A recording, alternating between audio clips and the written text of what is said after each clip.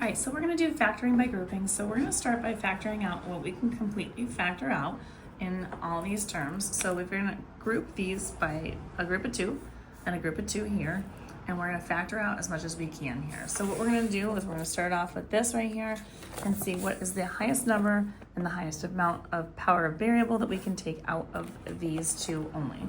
So 12 and 9 both have 3 that goes into both of them. That's the highest number that can go into both of them. And then they both have the highest power of A, which is a power of 2 that they both have in common. So I'm going to pull that out. Now, I'm going to now do this, and we're going to put parentheses, and we're going to say 3 times what gives me 12, and that would be 4. And to get an A to the third power, I need to take A to the second power and multiply that by an A. So this right here, this times this is going to give me this. Now I'm going to come over here. This is going to be minus. 3 times what is going to give me 9, and that will be 3. And A squared, well, that is already A squared, so there's nothing more I can do here. So this is like kind of distributing, so you can see like you can distribute over here to get to these two terms.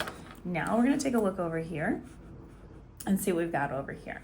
So over here, we have nothing in common. This is not possible. So you can't factor anything out over here. So here we're just going to have 4a minus 3. So what I have here is this is 1 because really you have, I'm just going to put a comma there.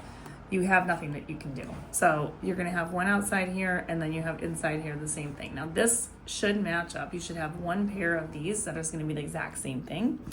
And then the numbers that are on the outside is going to become our other binomial.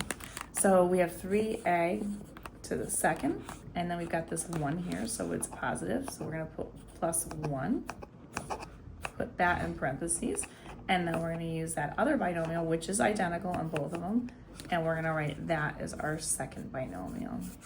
And that is how we factor by grouping. If you want more questions like these, you can find these all on my YouTube channel, YouWantAlgebra. These are going to be labeled in a new category called Factor by Grouping. And don't forget, you can find me on Instagram, YouTube, and TikTok at YouWantAlgebra. Don't forget to like, share, and follow for more.